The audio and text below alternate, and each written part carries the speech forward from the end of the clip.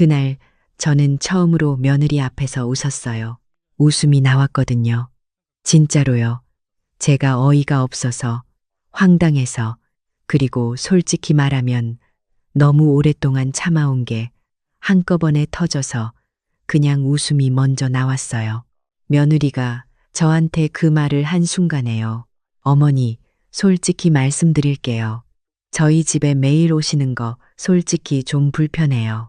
제 공간이잖아요, 여기는. 저는 그 말을 듣고 잠깐 멈췄어요. 손에 들고 있던 행주를 내려놓고 며느리 얼굴을 똑바로 봤어요.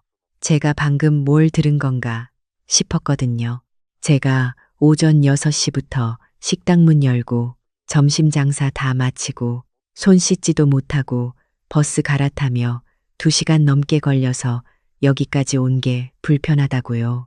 그 순간 뭔가 제 마음속에서 딱 끊어지는 소리가 났어요. 아, 이제는 정말 그만해야겠구나. 저는 올해 62이에요. 인천 주안동에서 혼자 35년 동안 작은 한식당을 운영해 왔어요. 남편은 준호가 8살 때 간암으로 세상을 떠났거든요. 진단받고 나서 1년도 못 버텼어요. 하루아침에 저는 어린 아들 하나랑 빚만 남은 가게 하나를 안고 혼자가 된 거예요. 도망가고 싶었냐고요. 당연히 그런 생각이 스쳤죠. 친정엄마가 그러셨어요. 그냥 내려와서 같이 살자고. 근데 저는 그럴 수가 없었어요. 남편이 마지막에 그 가게에 문 닫는 거 제일 싫어했거든요. 환자복 입고 병원 침대에 누워서도 오늘 국물은 어떻게 됐냐고 단골 손님 아주머니 오셨냐고 물어보던 사람이었어요. 그 가게를 닫고 도망가는 건 제가 할 수 없었어요. 그래서 버텼어요. 새벽 5시에 일어나서 육수 올리고 아들 학교 보내고 손님 받고 설거지하고 저녁 장사 마치고 나면 밤 10시예요. 준호는 그때 가게 한쪽 구석에 작은 상 펴놓고 혼자 숙제하고 있었어요. 제가 바빠서 말도 못 걸어주는데 그 아이는 한 번도 투정을 안 부렸어요. 엄마, 배고파. 그 말 한마디 하면서도 눈치를 보던 아이였거든요. 그 눈빛이 지금도 가끔 생각나요. 준호가 고등학교 올라갈 즈음에 가게가 좀 자리를 잡았어요. 단골이 생기고 입소문이 나면서 점심시간에 줄이 서기 시작했어요. 저는 그때부터 조금씩 적금을 들었어요. 아들 대학 보내야 하고 언젠간 결혼도 시켜야 하니까요. 한 달에 쓰고 남는 거 있으면 무조건 통장에 넣었어요. 외식도 안 하고 옷도 시장에서 제일 싼 거 사 입고 저한테 뭔가를 산 기억이 거의 없어요. 그 시절에는 준호가 대학 졸업하고 중견 무역회사에 들어갔을 때 저는 정말 세상을 다 가진 것 같았어요. 이 아이 하나 잘 키워냈다. 그 생각에 식당 뒷방에서 혼자 울었어요. 기쁜 눈물이었죠. 수진이를 처음 만난 건 준호가 30살 되던 해 가을이었어요. 아들이 어느 날 전화를 해서는 엄마 이번 주말에 시간 있어. 소개시켜줄 사람이 있어. 그러는 거예요. 저는 그날 가게 일찍 마감하고 집에 가서 평소엔 잘 꺼내 입지도 않는 블라우스 다려 입었어요. 머리도 미용실 가서 손질하고요. 내 아들이 데려오는 사람인데 예쁘게 보이고 싶었거든요. 수진이는 키가 크고 목소리가 또렷한 사람이었어요. 서울 토박이에 대기업 마케팅 부서에 다니고 있다고 했어요. 첫인상이 나쁘진 않았어요. 다만 밥 먹는 내내 핸드폰을 자주 받고 제가 뭔가를 물어보면 대답을 짧게 끊는 느낌이 들었어요. 첫 만남이 어색할 수도 있으니까 저는 그냥 넘겼어요. 결혼 얘기가 나온 건 그로부터 딱 6달 후였어요. 준호가 밥을 먹다가 저한테 그러는 거예요. 엄마, 저 수진이랑 결혼하고 싶은데. 그리고 수진이도 옆에서 고개를 꾸벅 숙이는 거고요. 제가 기뻤냐고요. 기뻤죠. 근데 솔직히 조금 빨랐어요. 만난 지 반년인데 결혼이라니.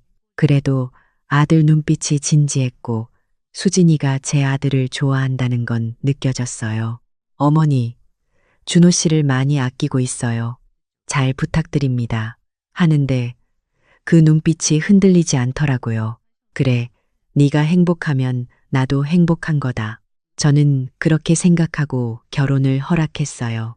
문제는 그 다음부터였어요. 신혼집 얘기가 나왔을 때 저는 제 통장을 다 꺼냈어요.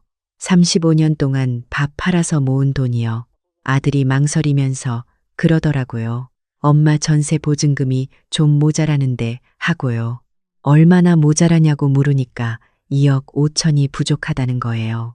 저는 그 자리에서 그러겠다고 했어요. 이게 어디 내 돈이냐, 결국 내 돈이지, 그러면서요. 거기에 혼수 비용으로 따로 3천을 썼어요. 수진이 친정에서 혼수는 신부 쪽에서 한다고 해서 가구며 가전이며 다 저희 쪽에서 맞췄거든요.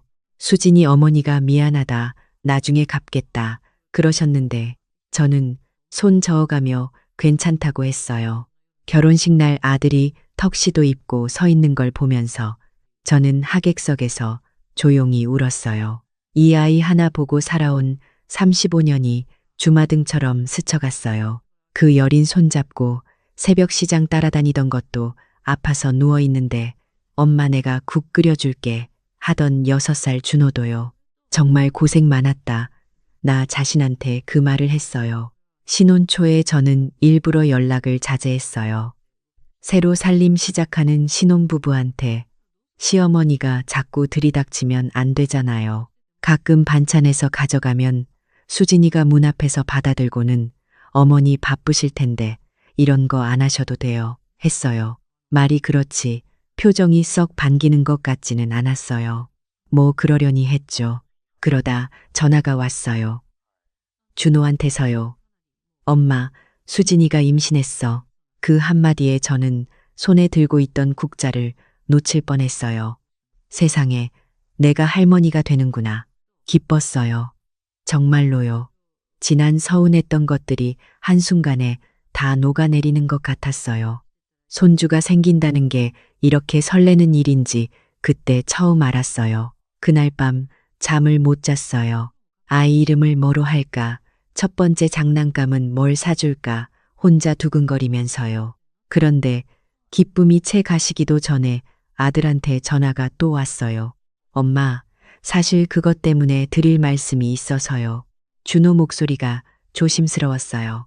저는 그때 뭔가 안 좋은 예감이 들었거든요. 엄마, 수진이가 출산하고 나서 바로 복직을 해야 할 것 같아. 회사에서 팀장 자리가 걸려 있어서 육아휴직을 길게 쓰기 어렵대. 그래서 말인데 엄마가 아이 좀 봐줄 수 있어? 저는 잠깐 말이 없었어요. 준호야, 엄마 식당 있는 거 알잖아. 알아, 엄마. 근데 엄마도 이제 나이가 있으시잖아. 그 힘든 거 언제까지 하려고. 좀 쉬어도 되지 않아? 그 말이 뭔가 걸렸어요. 나이가 있다는 말이요. 저 아직 62이거든요. 허리도 멀쩡하고 다리도 멀쩡해요. 35년 동안 새벽부터 밤까지 서서 일한 사람이에요. 근데 갑자기 나이가 있다고요? 그래도 손주가 생기는 거잖아 하는 생각에 저는 일단 생각해 보겠다고 했어요. 그날 밤에 많이 고민했어요. 식당을 접자니 그건 제 삶을 접는 거랑 마찬가지고 그렇다고 손주를 외면하자니 그것도 못할 짓 같고요. 결국 저는 절충안을 냈어요. 식당을 오전 장사만 하고 오후에 아이를 봐주는 걸로요. 직원 이모한테도 미안했지만 사정을 얘기했어요. 이모, 미안한데 당분간 오후는 제가 자리를 비워야 할 것 같아요. 사장님, 그러면 매출이 반토막 나는데요. 알아요. 그래도 어쩔 수 없어요. 손주가 생기니까. 이모가 걱정스러운 눈빛으로 저를 봤지만 저는 그냥 웃어 넘겼어요. 아이가 태어났어요. 딸이었어요. 이름은 하윤이라고 지었어요. 처음 안았을 때 세상에 그 작은 손가락이 제 손가락을 꽉 쥐는데 그 순간에 지난 35년이 다 의미 있어지는 것 같았어요. 이 아이 보려고 내가 버텼구나 싶었어요. 그래서 시작했어요. 매일 오전엔 식당, 오후엔 아들 집. 처음 2달은 괜찮았어요. 하윤이 안고 우유 먹이고 재우고 힘들긴 해도 마음은 뿌듯했어요. 수진이도 그때는 나름 고맙다는 말을 했거든요. 어머니 덕분에 회사 다닐 수 있어요 하고요. 근데 그게 오래 안 갔어요. 한 달쯤 지났을까요? 수진이가 퇴근하고 들어오더니 첫 마디가 이거였어요. 어머니, 설거지가 아직 안 됐네요. 저는 하윤이 재우느라 못했다고 했어요. 그랬더니 한숨을 쉬는 거예요. 그냥 한숨인데 그 한숨이 어딘가 저를 향한 것 같았어요. 그 다음 날은 청소였어요. 어머니, 거실 한번 밀어주실 수 있어요? 저는 잠든 하윤이 옆에 앉아서 청소기를 돌렸어요. 무릎이 좀 아팠지만 참았어요. 그 다음 주엔 저녁 준비가 추가됐어요. 어머니, 오늘 저녁 재료 좀 미리 손질해 놓으실 수 있어요? 퇴근하고 요리하려면 너무 힘들어서요. 저는 그러겠다고 했어요. 그렇게 하나씩 하나씩 늘어났어요. 어느 날은 하윤이 낮잠 자는 틈에 냉장고를 정리하고 있는데 수진이가 일찍 퇴근을 했어요. 어머니, 그거 왜 그렇게 하세요? 냉장고 정리는 이렇게 하는 게 훨씬 나아요. 제가 정해놓은 자리가 있거든요. 저는 35년 동안 식당 냉장고 관리한 사람이에요. 유통기한 넘은 것 없는지, 자주 쓰는 것 앞에 두는지, 이런 거 눈 감고도 해요. 근데 며느리한테 냉장고 정리법을 지적받고 있는 거예요. 아무 말도 안 했어요. 그냥 웃으면서, 아, 그래요. 다음엔 그렇게 할게요. 했어요. 집에 오는 버스 안에서 생각했어요. 내가 뭘 하고 있나 하고요. 오전엔 식당에서 서서 일하고 2시간 버스 타고 아들 집 가서 하윤이 보고 설거지하고 청소하고 밥 준비하고 다시 2시간 버스 타고 집에 오면 밤 10시예요. 씻고 누우면 몸이 천근이에요. 근데 새벽 5시엔 또 일어나야 하죠. 그래도 참았어요. 손주가 귀여우니까요. 하윤이가 저를 보고 방긋 웃을 때면 피곤함이 싹 사라지는 것 같았거든요. 문제는 수진이의 말투가 조금씩 달라졌다는 거예요. 처음엔 부탁이었어요. 그 다음엔 당연한 것처럼 됐어요. 어머니, 저녁은요? 어머니, 빨래는요? 어머니, 이거 왜 아직이에요? 감사하다는 말은 점점 사라졌어요. 고맙다는 말 한마디 없이 요구가 늘어나는데 저는 그게 서운해도 아무 말을 못했어요. 손주 보는 거, 아들 잘 사는 거, 그게 저한테 제일 중요한 일이었으니까요. 그러던 어느 날이었어요. 하윤이를 재우고 부엌에서 저녁 준비를 하고 있는데 거실에서 수진이 전화 소리가 들렸어요. 친구랑 통화하는 것 같았어요. 목소리가 아주 편하게 웃으면서 이러는 거예요. 응, 어머니가 매일 와. 완전 공짜 도우미지 뭐야. 하하. 저는 국자를 든 손이 그 자리에서 멈췄어요. 공짜 도우미. 그 말이 귀에서 떠나질 않았어요. 가슴 한가운데에 뭔가 박히는 느낌이었어요. 저는 부엌 조리대에 손을 짚고 잠깐 눈을 감았어요. 울 것 같아서요. 근데 울지 않으려고 이를 꽉 깨물었어요. 수진이는 전화를 끊고 부엌으로 들어오다가 저와 눈이 마주쳤어요. 표정이 살짝 굳었어요. 언제 오셨어요? 어머니? 저는 아무 말도 안 했어요. 그냥 저녁 다 됐다고 했어요. 그날 집에 오는 길에 버스 창문에 머리를 기댔어요. 바깥에 가로등이 쭉 지나가는데 눈물이 그냥 흘렀어요. 닦지도 않았어요. 내가 왜 이러고 있나. 2억 5천 내가 냈고 혼수도 내가 했고 매일 2시간 버스 타고 와서 아이 보고 밥하고 청소하는데 공짜 도우미. 근데 이상하게도 그날 바로 뭔가 행동을 하지는 못했어요. 아직도 미련이 있었나 봐요. 그래도 가족인데, 그래도 내 손주인데 하면서요. 그 일이 있고 나서 열흘쯤 지났을 때였어요. 그날은 제가 식당에서 유독 힘들었어요. 점심 손님이 몰렸는데 직원 이모가 몸이 안 좋아서 저 혼자 다 쳐냈거든요. 발이 퉁퉁 부을 정도로 서 있었어요. 그래도 2시 넘어서 가게 문 닫고 버스 탔어요. 수진이가 오늘 중요한 미팅이 있다고 좀 일찍 와달라고 했거든요. 아들 집에 도착하니까 수진이가 구두 신고 재킷 입고 나갈 준비를 하고 있었어요. 저를 보더니 시계를 봤어요. 어머니, 조금 늦으셨네요. 미팅 있어서 저 먼저 나갈게요. 나가려는 수진이한테 저는 물었어요. 오늘 저녁은 어떻게 할까요? 수진이가 돌아보지도 않고 대답했어요. 어머니가 좀 해주세요. 미팅 끝나고 퇴근하면 너무 피곤할 것 같아서요. 현관문이 닫혔어요. 저는 하윤이 방으로 들어가서 자고 있는 손주 얼굴을 봤어요. 이렇게 귀여운데, 이렇게 사랑스러운데, 근데 왜 이렇게 서글프지? 무릎 꿇고 앉아서 한참 하윤이 얼굴만 봤어요. 식당에서 6시간 서 있다가 왔는데 지금 남의 집 저녁 차려야 해요. 재료가 있는지 확인하러 냉장고를 열었더니 텅 비어 있었어요. 장을 봐야 했어요. 저는 하윤이를 포대기에 싸서 업고 동네 마트까지 걸어갔어요. 부은 발이 운동화 안에서 욱신거렸어요. 재료 사서 다시 돌아와서 하윤이 눕히고 저녁 준비했어요. 수진이가 퇴근한 건 8시였어요. 식탁 위에 저녁이 차려진 걸 보더니 그냥 가방 내려놓고 앉았어요. 수고했다는 말도 고맙다는 말도 없었어요. 밥 먹으면서 핸드폰만 봤어요. 저는 설거지를 하면서 이를 악물었어요. 오늘만 참자, 오늘만. 근데 수진이가 밥 다 먹고 일어나면서 한마디를 했어요. 어머니, 내일 하윤이 병원 예약이 있는데 같이 데려가 주실 수 있어요? 저 내일 오전에 팀 회의가 있어서요. 저는 그 말에 눈을 들었어요. 내일 오전에요?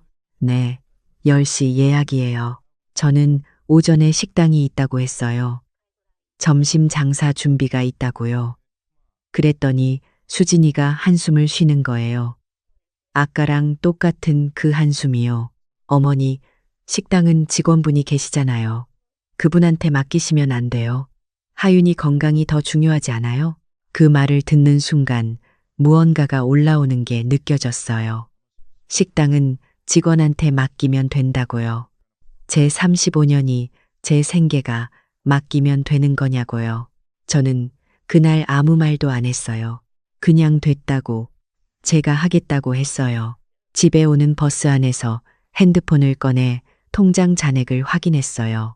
오전 장사만 하고 나서 수입이 얼마나 줄었는지 눈으로 확인하고 싶었거든요.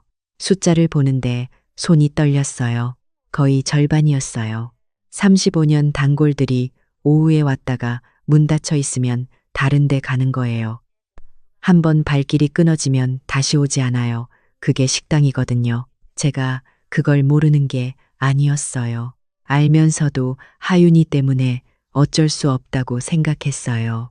근데 그 어쩔 수 없음이 상대방한테는 당연함이 된 거예요.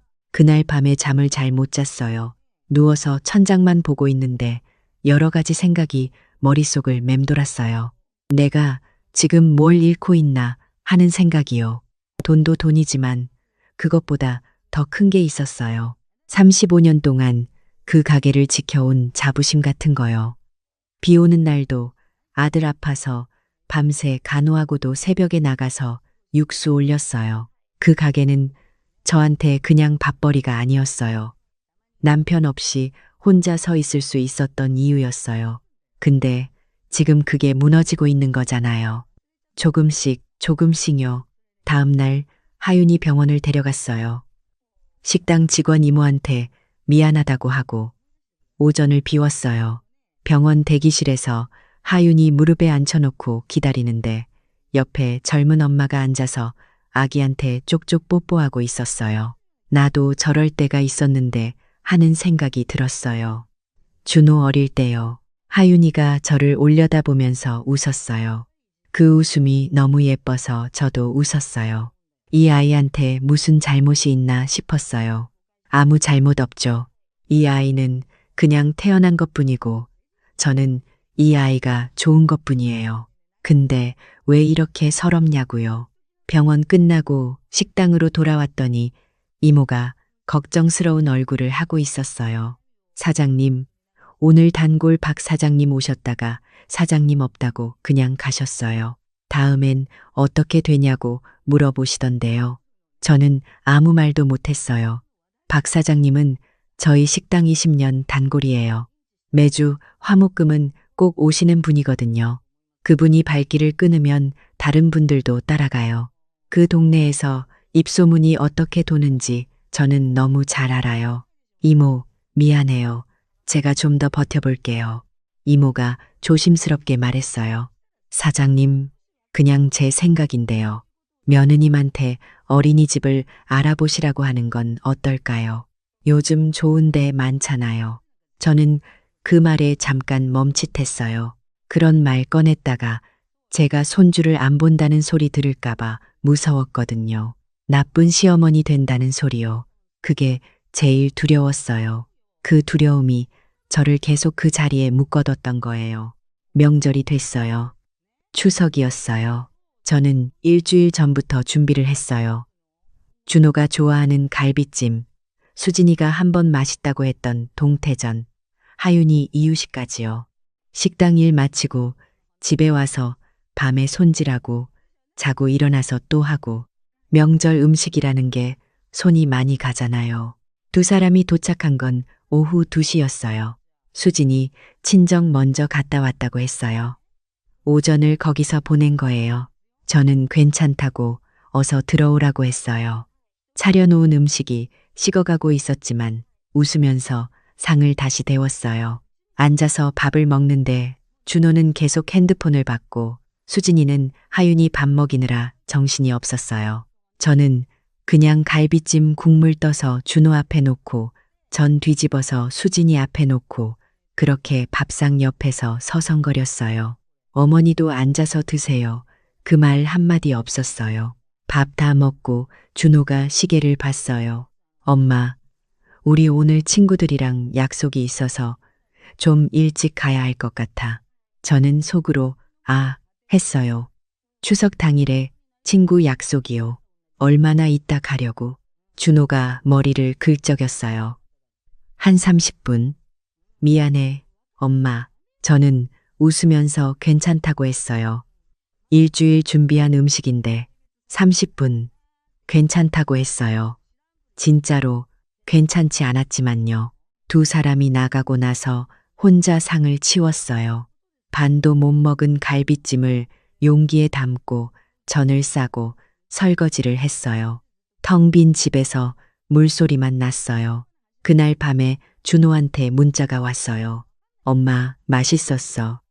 다음에 또 해줘. 사랑해. 저는 그 문자를 한참 봤어요. 사랑한다는 말이 위로가 됐다가 또 허전하기도 했어요. 그로부터 2달쯤 지났을 때였어요. 그날은 유독 몸이 안 좋았어요. 아침부터 머리가 지끈거리고 허리가 아팠는데 식당 문을 열어야 했으니까 그냥 나갔어요. 점심 장사 마치고 아들 집에 가는 버스 안에서 어지러워서 손잡이를 꽉 잡았어요. 내리면 좀 나아지겠지 했는데 계단 내려오다가 발이 한번 휘청했어요. 아들 집 도착해서 하윤이 보는데 수진이한테서 문자가 왔어요. 어머니, 오늘 퇴근하고 친정엄마랑 저녁 약속이 있어서요.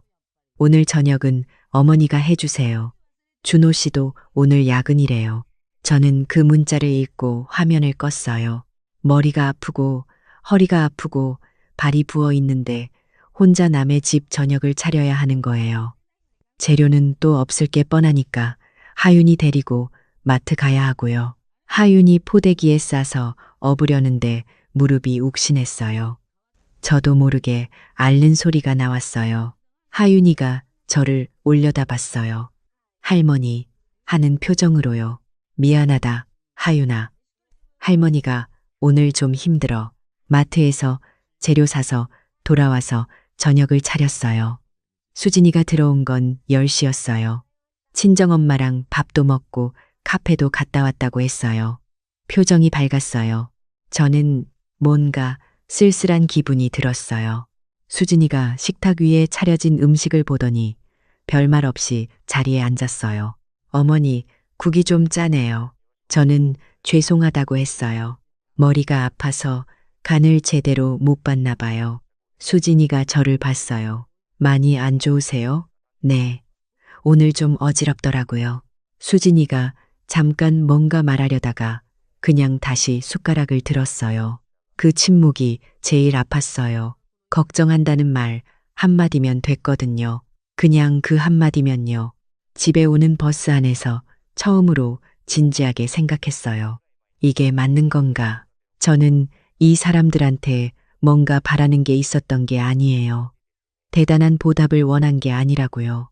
그냥 가끔 고맙다는 말, 가끔 괜찮으시냐는 말. 그게 다였어요. 근데 그 작은 것조차 없는 거예요. 그리고 얼마 후에 결정적인 일이 터졌어요. 그날도 평소처럼 오후에 아들 집에 갔어요. 하윤이 재워놓고 부엌에서 저녁 준비를 하고 있었어요. 수진이가 직장 동료를 데려왔어요. 저는 안방에서 하윤이 옆에 앉아 있었는데 거실 소리가 들렸어요. 동료분이 묻는 거예요. 어머님이 매일 오세요? 수진이 목소리가 들렸어요. 웃으면서요. 응, 뭐. 근데 솔직히 좀 불편하기도 해. 내 집인데 항상 누가 있는 것 같잖아. 그냥 편하게 좀 쉬고 싶은데 동료분이 그러더라고요. 그럼 그냥 덜 오시라고 하면 안 돼? 수진이가 웃었어요. 그러면 하윤이를 누가 봐? 어쩔 수 없지, 뭐. 참아야지. 참아야지. 저는 그 말을 들으면서 눈을 감았어요. 제가 참는 게 아니었어요. 수진이가 저를 참고 있었던 거예요. 제가 매일 와서 아이 보고 밥하고 청소하는 게 그쪽에서는 참아야 하는 일이었던 거예요. 그때 처음으로 울지 않았어요. 눈물이 안 나왔어요. 그냥 마음이 딱딱하게 굳는 느낌이었어요. 동료분이 가고 나서 수진이가 부엌으로 들어왔어요. 어머니, 저녁 다 됐어요. 네. 수진이가 냄비 뚜껑을 열어보더니 그랬어요. 어머니, 이거 불 좀 더 줄이셨어야 했는데 좀 탔네요. 저는 그 말에 아무 대답도 안 했어요. 수진이가 제 얼굴을 봤어요. 어머니, 왜요? 저는 고개를 저었어요. 아니에요, 했어요. 그날 저녁 준호가 퇴근하고 들어왔어요.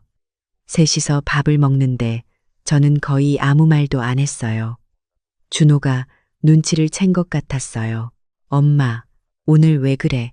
어디 안 좋아? 저는 괜찮다고 했어요. 밥 다 먹고 제가 설거지를 하는데 준호가 옆에 왔어요. 엄마, 진짜 괜찮아? 준호야. 응. 저는 잠깐 멈췄어요. 하고 싶은 말이 목까지 올라왔어요. 근데 삼켰어요.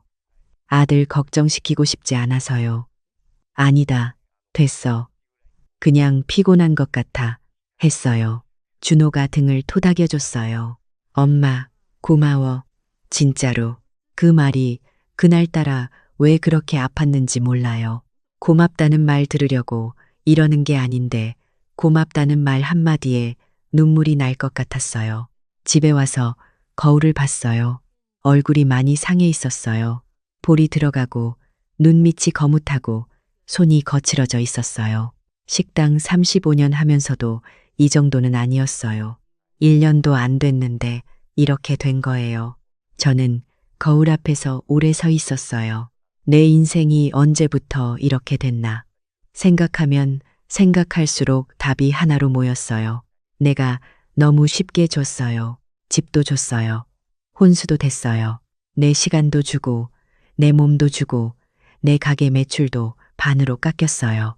그렇게 다 줬더니 상대방은 그게 당연한 게 됐고, 급기야 저를 참아야 하는 사람으로 생각하게 된 거예요.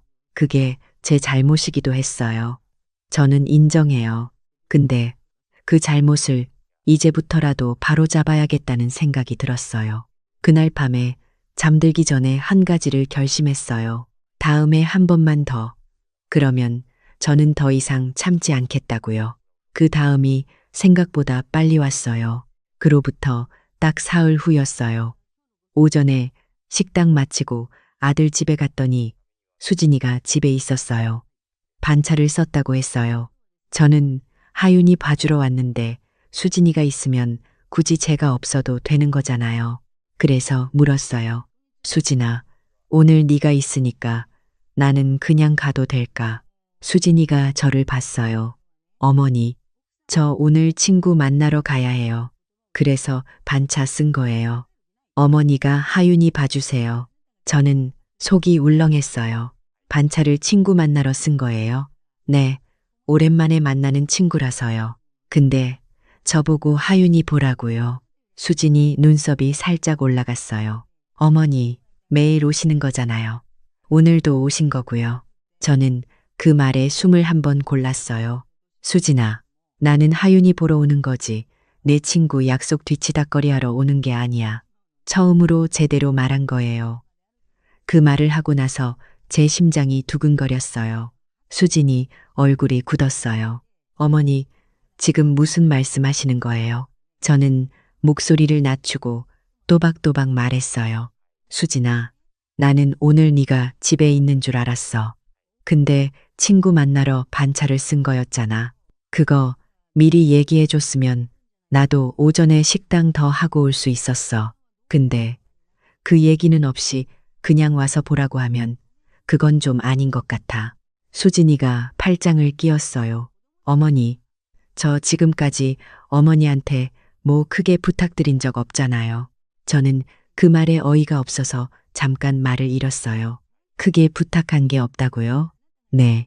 매일 오셔서 하윤이 봐주시는 거, 그게 어머니가 하고 싶어서 하시는 거 아닌가요? 손주가 보고 싶으시니까요. 그 말이 제 귓속에서 맴돌았어요. 하고 싶어서 하는 거라고요.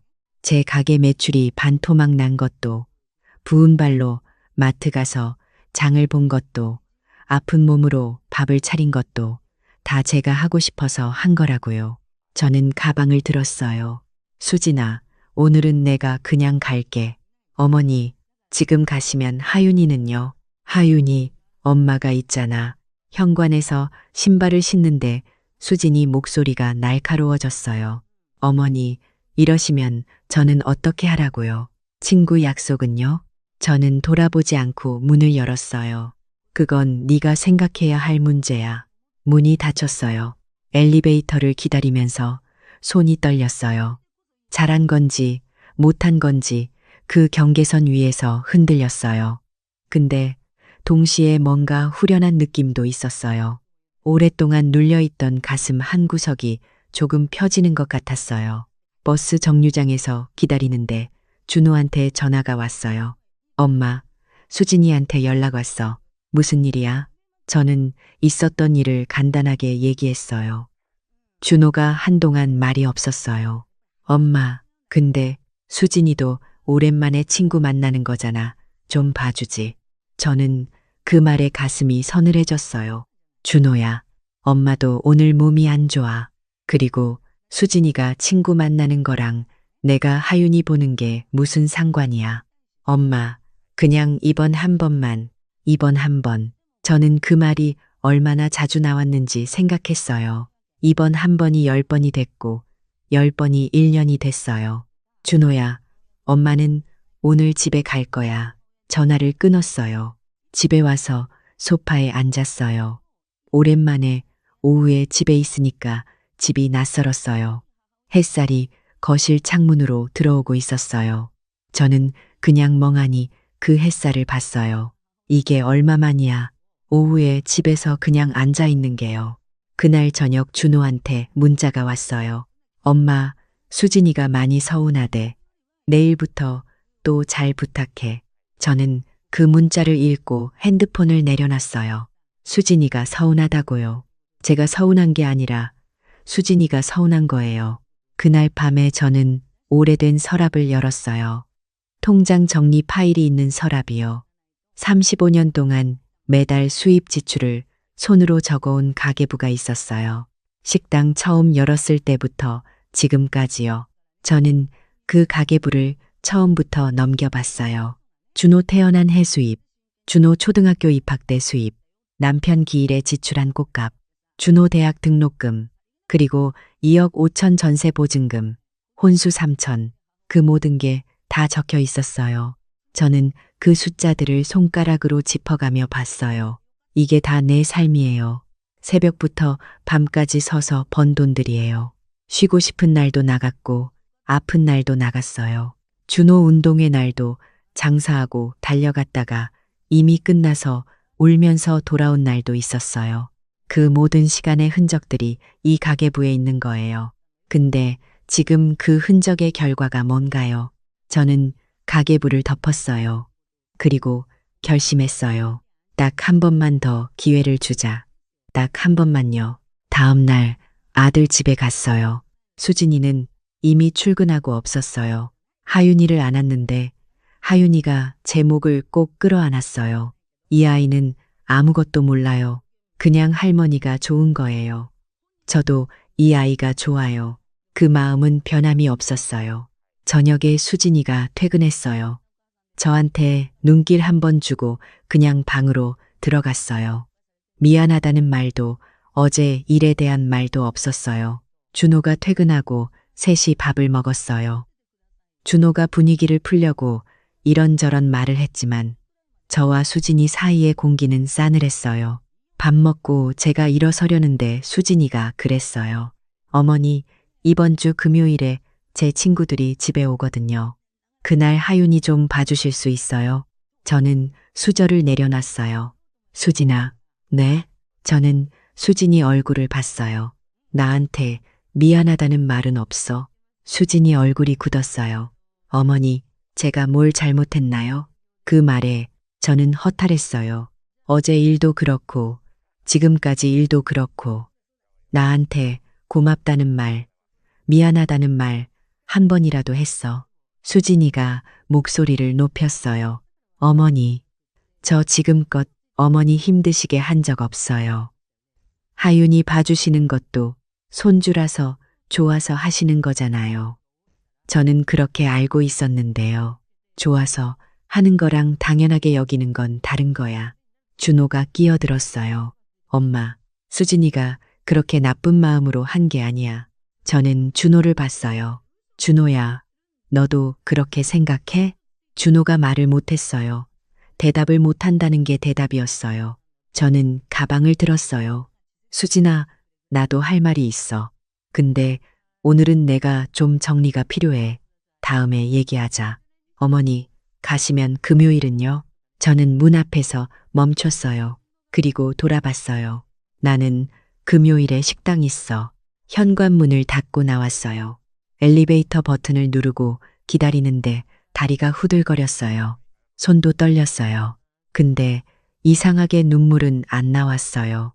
그 대신 머릿속이 맑아지는 느낌이었어요. 집에 와서 저는 오래된 지인한테 전화를 했어요. 인천에서 법무사 일을 하는 분이에요. 20년 전에 식당 임대차 계약할 때 도움받았던 분이거든요. 여보세요. 선생님, 저 주안동 한식당 최정숙이에요.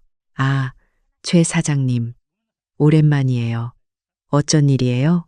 제가 물어볼 게 있어서요. 아들한테 전세 보증금이랑 혼수 비용 준 게 있는데 그게 제 계좌에서 이체한 거거든요. 그거 돌려받을 수 있는 방법이 있을까요? 선생님이 잠깐 침묵하더니 그랬어요. 어머, 최 사장님, 무슨 일이 있었어요? 저는 짧게 얘기했어요. 다 말하진 않았어요. 그냥 상황이 생겼다고 법적으로 가능한 건지 알고 싶다고 했어요. 선생님이 한참 생각하다가 말씀하셨어요. 보증금은 명의가 아들 이름으로 돼 있으면 좀 복잡해요. 근데 혼수 비용이랑 생활비 명목으로 보낸 게 있으면 그건 증여가 아니라 대여로 주장할 수 있어요. 이체 내역이랑 영수증 있어요? 저는 가계부를 생각했어요. 다 있어요. 35년치 다 적어뒀어요. 선생님이 그러더라고요. 그럼 한번 오세요. 서류 보고 얘기해봐요. 전화를 끊고 저는 가계부를 다시 펼쳤어요. 이체 날짜, 금액, 용도, 혼수비용 3천, 생활비 매달 50만 원씩 1년, 도합 4,600만 원이 더 있었어요. 이게 다 내가 번 돈이에요. 다음 날 아침에 준호한테 전화가 왔어요. 엄마, 어제 일 때문에 전화했어. 수진이가 많이 속상해하더라. 저는 잠깐 눈을 감았어요. 준호야, 엄마도 속상해. 엄마가 왜냐고. 저는 그 말이 어디서부터 시작해야 하는지 몰랐어요. 준호야, 엄마가 지난 1년 동안 어떻게 살았는지 알아? 알지. 힘드셨던 거. 그냥 힘든 게 아니야.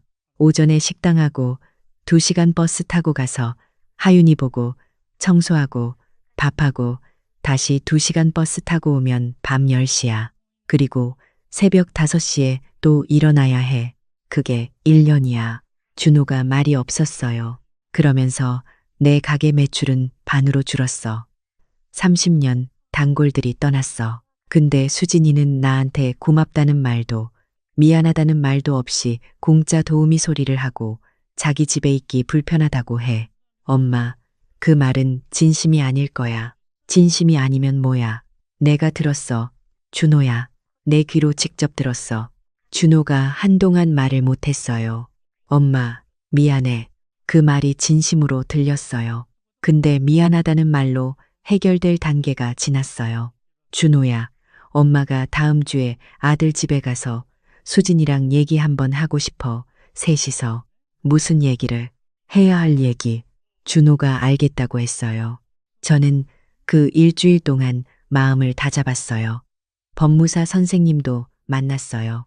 서류를 보더니 고개를 끄덕이셨어요. 최 사장님, 이 정도면 충분해요.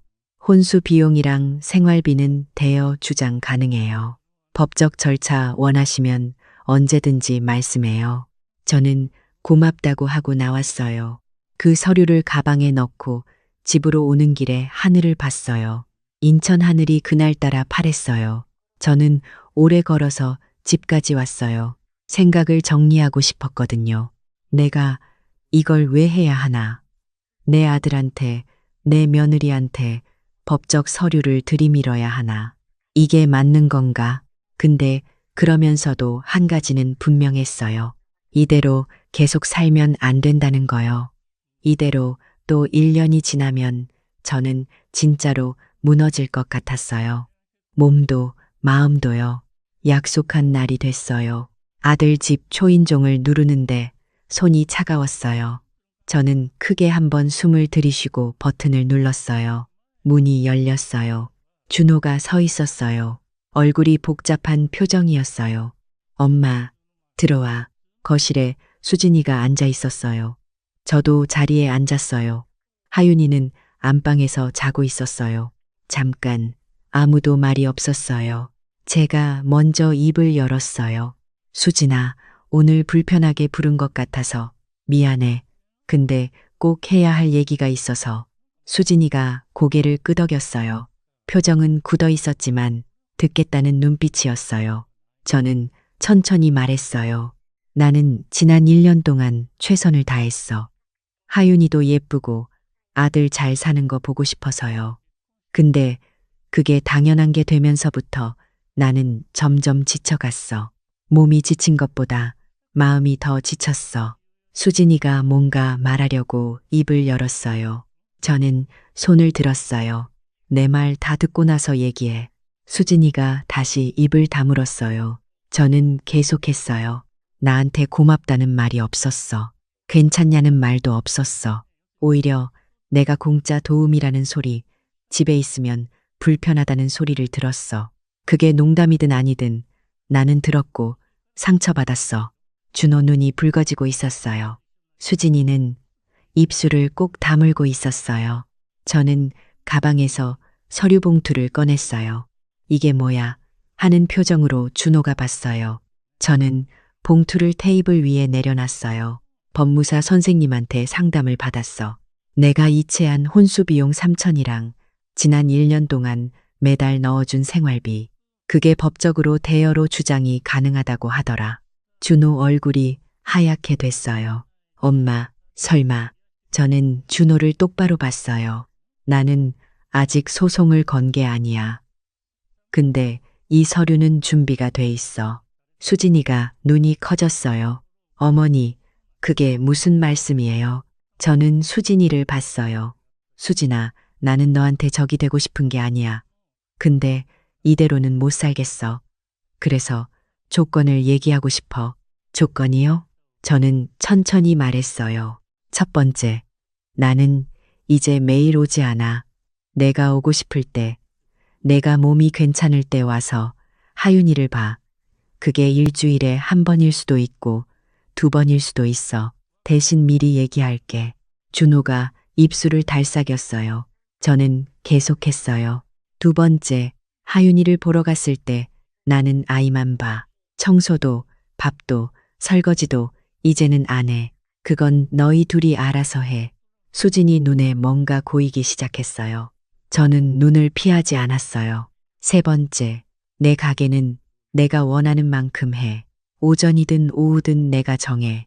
그리고 앞으로는 내 생업을 두고 그냥 직원한테 맡기면 된다는 말은 하지 마. 거실이 조용했어요. 하윤이 자는 방에서 작은 숨소리만 들렸어요. 수진이가 먼저 울기 시작했어요. 소리 없이 눈물이 흘렀어요. 어머니, 저 진짜 몰랐어요. 저는 아무 말도 안 했어요. 어머니가 그렇게 힘드신 줄 몰랐어요. 저는 그냥 어머니가 하윤이 예뻐서 오시는 줄만 알았어요. 제가 너무 당연하게 생각했던 것 같아요. 수진이 목소리가 떨렸어요. 공짜 도우미 그 말은요, 어머니. 그건 정말 별 생각 없이 한 말이었어요. 진심이 아니에요. 근데 어머니 귀에 들어갔다는 거 생각하니까 너무 죄송해요. 준호도 고개를 숙였어요. 엄마, 나도 미안해. 수진이 편만 들고 엄마가 힘들다는 걸 알면서도 그냥 넘긴 것 같아. 그게 제일 나쁜 거였는데 저는 두 사람을 봤어요. 울지 마. 나는 너희한테 화풀이하러 온 게 아니야. 그럼요? 저는 잠깐 생각했어요. 나도 잘못이 있어. 싫은 소리 한 번 못하고 아프다는 말도 못하고 그냥 참은 거잖아. 그러니까 너희는 몰랐던 거고. 근데 이제부터는 나도 말할 거야. 그리고 너희도 들어줘야 해. 준호가 고개를 끄덕였어요. 엄마, 당연하지. 수진이가 눈물을 닦으면서 물었어요. 어머니, 이 서류는요? 소송하실 건가요? 저는 봉투를 다시 가방에 넣었어요. 너희가 달라지면 안 해도 돼. 수진이가 저를 봤어요. 달라질게요. 어머니, 진짜로요. 그 말이 진심으로 들렸어요. 처음으로요. 저는 일어나서 하윤이 방으로 갔어요.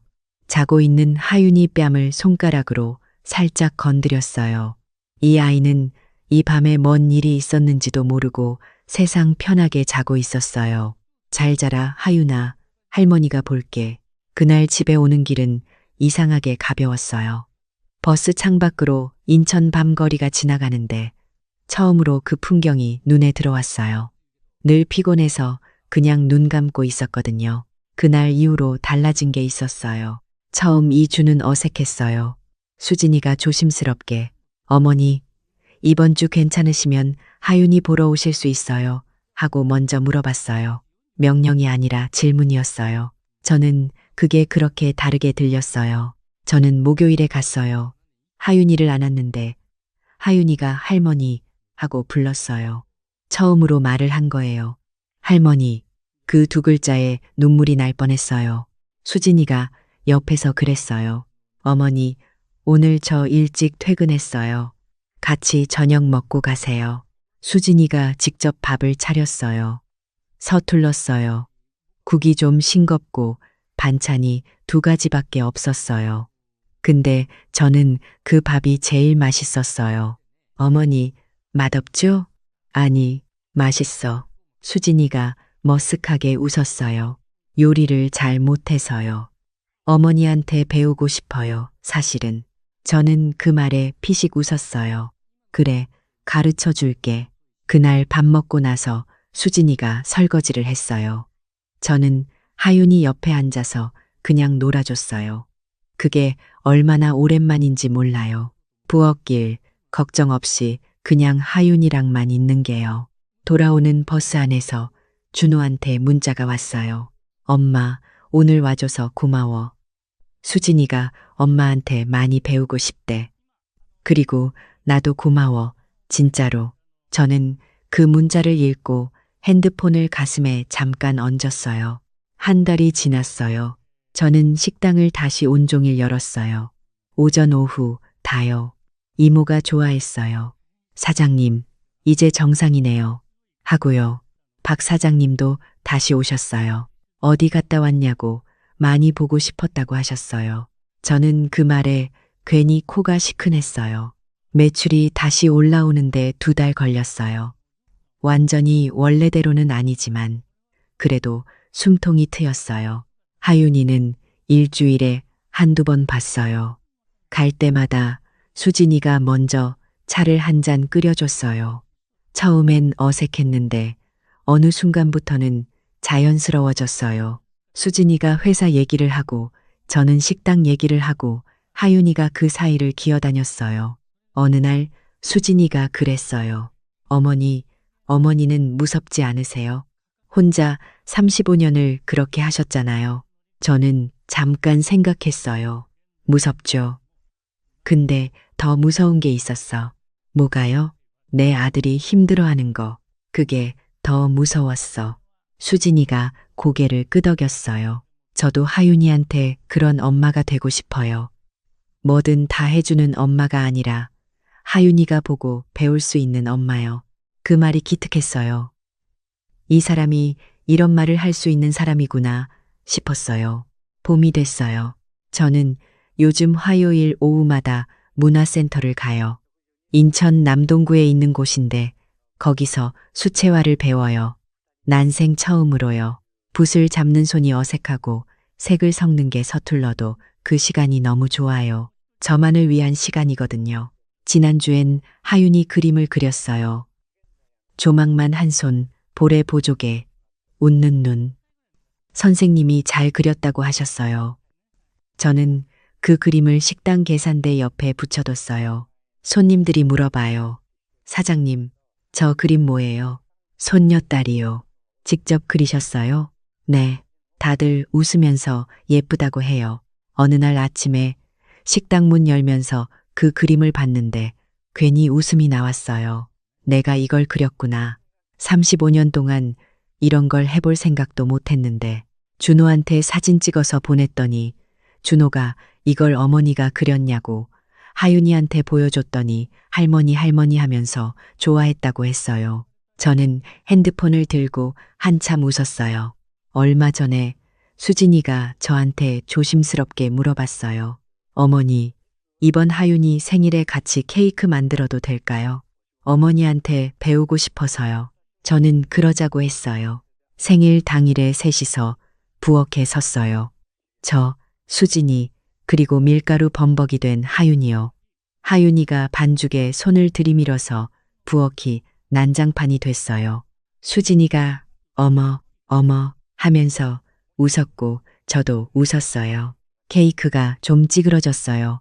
크림도 삐뚤게 발렸어요. 근데 초 꽂고 불 켜고 셋이서 생일 노래를 불렀어요. 하윤이가 초를 후 불려고 했는데 입만 벌리고 바람이 안 나왔어요. 그게 너무 웃겨서 저도 수진이도 준호도 배를 잡고 웃었어요. 오랜만이었어요. 그 집에서 그렇게 웃은 게요. 케이크 먹으면서 수진이가 그랬어요. 어머니, 이게 찌그러졌어도 제가 먹어본 케이크 중에 제일 맛있어요. 저는 그 말에 피식 웃으면서 그랬어요. 그게 손으로 만든 거라서 그래. 수진이가 고개를 끄덕였어요. 어머니가 해주신 밥도 그래요. 손이 많이 갔다는 게 느껴지거든요. 근데 저는 그걸 당연하게만 받아들였어요. 죄송해요, 어머니. 진짜로요. 저는 아무 말도 안 했어요. 대신 수진이 손 위에 제 손을 잠깐 얹었어요. 됐어. 이제 알면 돼. 집에 오는 버스 안에서 창밖을 봤어요. 봄 저녁이라 하늘이 오렌지빛이었어요. 가로수에 연두색 잎이 막 나오기 시작했어요. 저는 그 풍경을 보면서 생각했어요. 내가 참 오래 참았구나. 그리고 참 오래 기다렸구나. 근데 그게 꼭 나쁜 것만은 아닌 것 같아요. 그 시간이 있었으니까 지금이 이렇게 느껴지는 거잖아요. 가벼운 게요. 오래 무거운 걸 들고 있다가 내려놓은 사람만 아는 그 가벼움이요. 다음 날 식당 문을 열었어요. 육수 냄새가 올라오고 아침 햇살이 유리창으로 들어왔어요. 저는 앞치마를 묶으면서 그 햇살을 잠깐 받았어요. 35년 동안 이 자리를 지켰어요. 남편 없이 혼자서요. 이 가게가 쓰러질 것 같은 날도 있었고 도저히 못하겠다 싶은 날도 있었어요. 근데 매일 아침 이 문을 열었어요. 그리고 앞으로도 열 거예요. 다만 이제는 오전도 내 거고 오후도 내 거예요. 화요일 오후엔 그림 그리러 가고 목요일엔 하윤이 보러 가고 나머지 시간엔 이 가게를 지켜요. 내 삶이에요. 처음으로 온전히 내 것인 삶이요. 단골 아주머니가 들어오셨어요. 사장님, 오늘 안색이 좋네요. 저는 웃으면서 그랬어요. 그래요? 요즘 좀 살 것 같아요. 아주머니가 웃으셨어요. 그거면 됐죠, 뭐. 그래요. 그거면 됐어요. 저는 국자를 들고 육수를 한 번 저었어요. 구수한 냄새가 올라왔어요. 오늘도 맛있겠다 싶었어요. 예순둘에 처음 알았어요. 내 삶을 내가 살아야 한다는 걸요. 아무리 사랑하는 사람을 위해서라도 나를 다 줘버리면 결국 다 무너진다는 걸요. 그리고 내가 똑바로 서 있어야 옆에 있는 사람도 제대로 볼 수 있다는 걸요. 늦었다고 생각하지 않아요. 지금 알았으니까 지금부터 하면 되는 거잖아요. 하나뿐인 며느리가 임신한 몸으로 힘들다며 함께 살자고 하더군요. 저는 그 아이의 말을 믿고 평생을 바친 제천의 집을 정리해 서울로 왔습니다. 하지만 어느 날 밤 저를 요양원에 치워버리겠다는 며느리의 진짜 속마음을 듣게 되었죠. 그날 이후 저는 아무도 모르는 조용한 준비를 시작했습니다. 제 이야기를 끝까지 지켜봐 주세요. 제 나이 70, 남편을 먼저 보내고 혼자 된 지 꽤 오래됐어요. 그래도 제가 사는 이 제천의 낡은 종갓집은 늘 저를 품어주었죠. 아침에 대청마루에 앉아 마당을 내다보는 게 제 유일한 낙이었어요. 서늘한 아침 공기가 코끝을 스치고 흙냄새 섞인 바람이 불어오면 살아있다는 게 실감이 났거든요. 서울은 이런 맛이 없다고들 하더군요. 회색 건물들 사이로 칼바람만 분다고. 오늘도 여느 때처럼 마루에 앉아 빛바랜 가계부 하나를 무릎에 올려놓았어요. 벌써 30년도 더 된 물건이에요. 손때 묻어 너덜너덜해진 표지를 쓸어보면 꼭 먼저 간 그 사람 손을 만지는 것 같아요. 남편과 제가 맨주먹으로 시작해서 이 집을 일구고 아들 민준이를 키워낸 세월이 이 안에 고스란히 담겨 있죠. 한 푼 두 푼 아껴가며 삐뚤빼뚤한 글씨로 채워 넣은 숫자들. 그건 그냥 돈의 기록이 아니었어요. 우리 부부의 꿈이었고 민준이의 미래였어요. 이 가계부를 넘겨볼 때마다 저는 제 인생이 꽤 괜찮았다고, 참 열심히 살았다고 스스로를 다독이곤 했죠. 이 집의 대들보, 마당의 감나무 하나하나에 우리 가족의 이야기가 없는 곳이 없었으니까요. 그렇게 한참을 앉아 있는데 정막을 깨고 요란하게 전화벨이 울렸어요. 며느리 수진이었죠. 제 며느리는 서울에서 초등학교 교사를 하는 똑 부러지는 아이예요. 가난한 집에서 자수성가해서 그런지 욕심도 많고 야망도 큰 아이였죠. 어머님, 저 수진이에요. 잘 지내셨어요? 목소리는 또 어찌나 살갑고 애교가 넘치는지 전화 너머로 들려오는 목소리만 들어도 입가에 웃음이 절로 지어졌어요. 임신 8개월이라 몸이 한참 무거울 텐데 잊지 않고 이렇게 전화를 다 해주고 참 기특하다 싶었죠. 그런데 그날따라 수진이의 목소리가 유난히 더 살가웠어요. 마치 꿀이라도 발라놓은 것처럼요. 자기 몸이 무거워서 9살짜리 손주 서준이를 챙기는 게 너무 힘들다는 이야기부터 시작하더군요. 배가 남산만해져서 서준이 학원 하나 챙겨 보내는 것도 숨이 턱까지 찬다고, 어머님이 곁에 계시면 얼마나 좋을까 모르겠다고요. 어머님, 저희 그냥 합쳐서 살면 어때요? 민준 씨랑 저랑 계속 이야기했어요. 어머님 혼자 제천에 계시는 게 영 마음에 걸려서요. 그 아이는 제게 꿈 같은 이야기를 들려주었어요. 이 제천의 집과 땅을 다 정리하고 서울로 올라오라는 거였. 그 돈에 자기들 돈을 보태서 강남에 크고 좋은 아파트를 사자고요. 거기서 3대가 함께 오순도순 사는 모습을 어찌나 실감나게 그리던지. 손주 서준이는 대한민국 최고의 교육을 받고 곧 태어날 둘째는 할머니 사랑 듬뿍 받으며 자라고 자기는 마음 편히 아이들을 키우고 또 어머님은 더 이상 외롭게 혼자 계시지 않아도 된다고요. 듣기만 해도 가슴이 벅차오르는 그런 완벽한 그림이었어요. 늙은 어미를 이렇게까지 생각해주는 며느리가 세상에 또 있을까 싶어 눈시울이 뜨거워졌죠. 어머님, 평생 모으신 재산인데 저희가 어떻게 해달라고 하겠어요. 하지만 어머님 노후 저희가 책임질 건데 이왕이면 다 같이 좋은 데서 행복하게 살면 좋잖아요. 마음이 흔들리지 않았다면 거짓말이겠죠. 평생을 외롭게 지냈는데 이제라도 자식들 곁에서 북적이며 살 수 있다니. 하지만 한편으로는 이 집을 남편의 흔적이 가득한 이 공간을 떠난다는 게 마음에 걸렸어요. 제 인생이 통째로 뽑혀나가는 기분이었거든요. 제가 망설이자 며느리는 조심스럽게 다른 제안을 하더군요. 아파트 명의 이야기였어요. 어머님, 저희가 대출도 좀 받아야 하고 절차가 복잡하니까 명의는 저희 부부 공동 명의로 해두는 게 여러모로 편할 것 같아요. 어차피 어머님 모시고 살 집인데 명의가 뭐 중요하겠어요. 그럴듯한 말이었어요. 요즘 젊은 사람들은 다 그렇게 한다고도 하고, 하지만 그 순간 제 마음속에서 뭔가 쿵하고 내려앉는 기분이 들었어요. 평생을 시장 바닥에서 구르고 사람 상대하며 살아온 제 경험이 위험 신호를 보내는 것 같았죠. 왜인지는 설명할 수 없었지만 이건 아니다 싶었어요. 그래서 저도 모르게 단호한 목소리가 나왔어요. 얘야, 다른 건 다 너희들 뜻대로 하마. 하지만 그 집은 내 이름으로 해야겠다. 내 마지막 남은 재산인데 내 이름 하나는 남겨둬야지 않겠니? 전화 너머로 순간 정적이 흘렀어요. 며느리도 그 옆에 있던 아들 녀석도 당황한 기색이 역력했죠. 잠시 후 아들 민준이가 전화를 바꿔받았어요. 녀석은 강남에서는 다들 이렇게 산다며 어머니 혼자 너무 옛날 생각만 하시면 안 된다며 저를 설득하려 했었어요. 서울의 집값이 얼마나 비싼지, 대출 이자가 얼마나 무서운지, 아들인 자기가 얼마나 힘겹게 사는지 하소연을 늘어놓더군요. 결국 저는 제 모든 것을 팔기로 결심했어요. 아들 녀석의 고생한다는 말이 늙은 어미의 가슴을 후벼 팠거든요.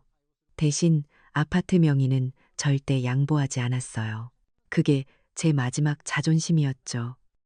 그리고 몇 달 후 저는 평생을 살아온 제천의 종갓집을 뒤로하고 서울행 이삿짐 트럭에 올랐어요. 모든 게 꿈만 같았죠. 이제 정말 아들 녀석과 손주들 재롱 보면서 편하게 살 수 있겠구나. 하지만 제 꿈은 강남의 그 번쩍이는 아파트 현관문을 들어서는 순간 산산조각이 나고 말았어요. 며느리가 환하게 웃으며 저를 안내한 곳은 약속했던 제 방이 아니었어요.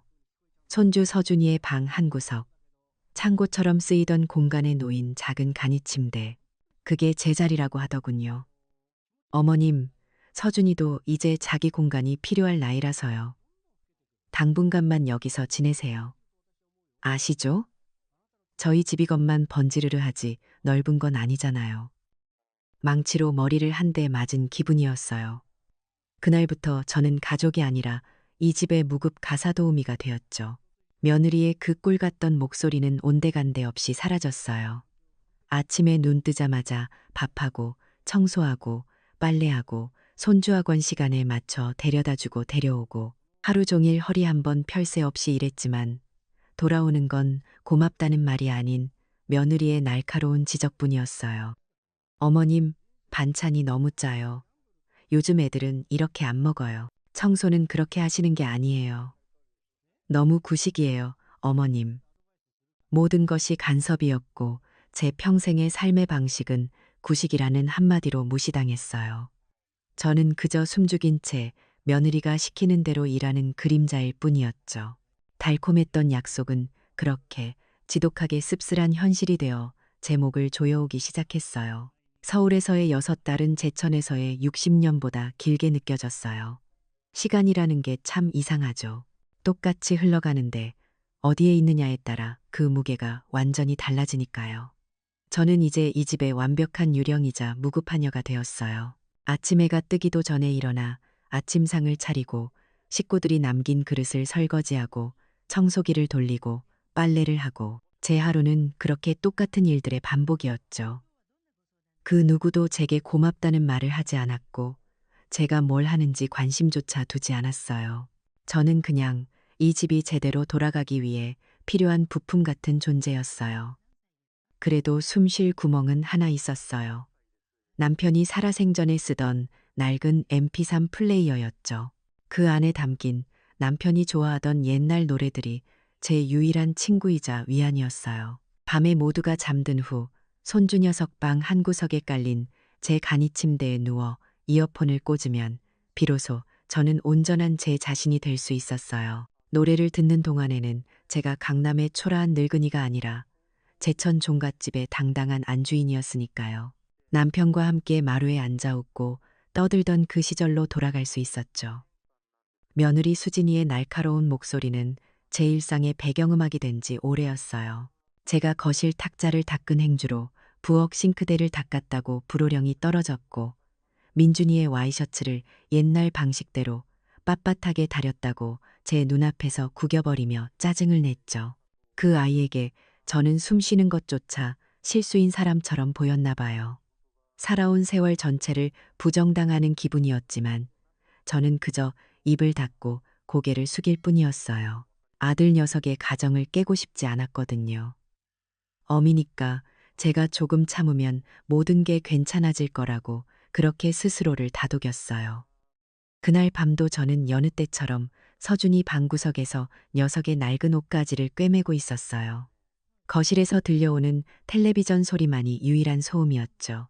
그때였어요. 방문 틈으로 들려온 손주 녀석의 해맑은 목소리가 제 심장에 비수처럼 날아와 밝힌 것은 엄마, 근데 할머니는 언제 쫓아내? 나도 이제 내 방 갖고 싶단 말이야. 9살짜리 아이의 입에서 나온 말이라고는 믿을 수 없는 잔인함이었어요. 제 손에 들려있던 바늘이 허공에서 멈췄죠. 숨조차 쉴 수 없었어요. 며느리가 쉬하며 아이를 조용히 시키는 소리가 들렸고 곧이어 제 아들 민준이의 목소리가 나지막이 들려왔어요. 조금만 참아. 엄마도 알아보고 계시잖아. 너무 비싸지 않은 대로. 알아본다니, 비싸지 않은 데라니. 그 말들이 무슨 뜻인지 깨닫는 데는 오랜 시간이 걸리지 않았어요. 요양원, 제 자식들이 저를 보낼 곳을 알아보고 있었던 거예요. 심장이 얼음장처럼 차갑게 식어내리는 기분이었죠. 수진이가 속삭이는 목소리가 뒤를 이었어요. 당신은 가만히 있어. 내가 알아서 처리할 테니까. 저 영감탱이 빨리 치워버려야 우리도 편하게 살아. 치운다. 그 말이 제 머릿속을 맴돌았어요.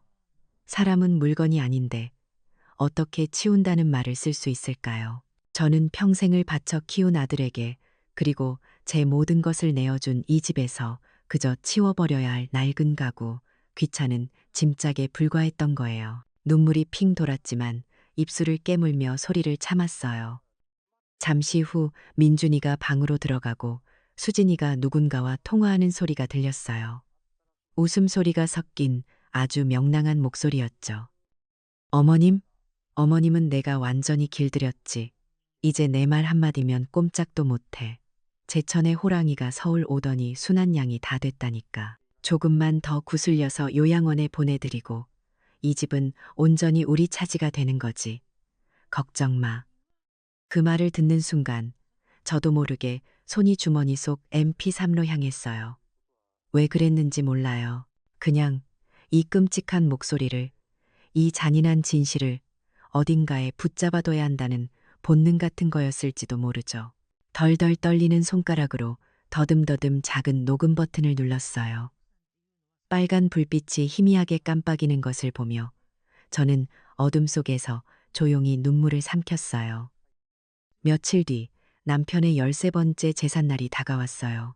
그날만큼은 모든 걸 잊고 먼저 간 사람에 대한 도리만 다하고 싶었어요.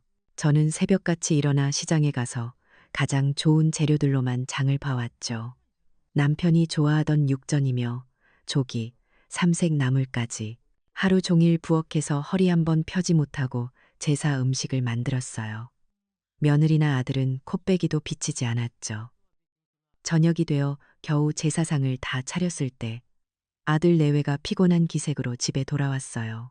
정성껏 차려진 제사상을 보고도 그들의 얼굴에는 고마움 대신 귀찮음이 가득했죠. 제가 마지막으로 끓인 뜨거운 탕국을 상에 올리려 할 때였어요.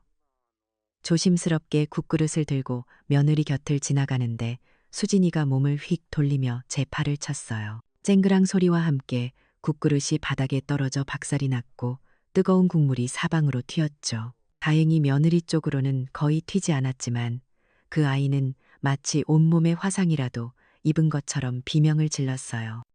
그리고 제게 돌아서며 그 아이는 제 평생 들어본 적 없는 끔찍한 욕설을 내뱉었어요. 시발년. 그 소리와 함께 제 뺨 위로 무언가 날아와 부딪히는 묵직한 충격이 느껴졌어요. 짝하는 소리가 거실을 울렸고 제 고개는 힘없이 돌아갔죠. 귀가 멍멍하고 뺨은 불덩이처럼 뜨거웠어요. 며느리는 배를 감싸주며 악을 썼어요. 이 늙은이가 자기랑 뱃속의 아이를 해치려고 일부러 뜨거운 국을 부었다고요. 그 순간 저는 제 아들을 바라봤어요. 제 평생의 보물이자 유일한 희망이었던 내 아들. 그 아이만큼은 진실을 알아줄 거라고 어미의 편이 되어줄 거라고 믿었어요. 하지만 민준이는 제게 달려오지 않았어요. 녀석은 울부짖는 아내에게 달려가 그녀를 감싸 안았죠. 그리고는 피가 섞인 어미에게 분노에 찬 목소리로 소리쳤어요. 어머니, 지금 뭐 하시는 거예요? 조심 좀 하시지. 그 한마디에 제 세상이 무너져 내렸어요. 아, 이 집에서 나는 완벽한 이방인이구나. 내 편은 아무도 없구나. 뺨을 타고 흐르는 것이 눈물인지 아니면 터져버린 자존심인지 알 수 없었어요. 그저 멍하니 서 있는 제 안에서 무언가 단단하고 차가운 것이 조용히 자리를 잡기 시작했어요.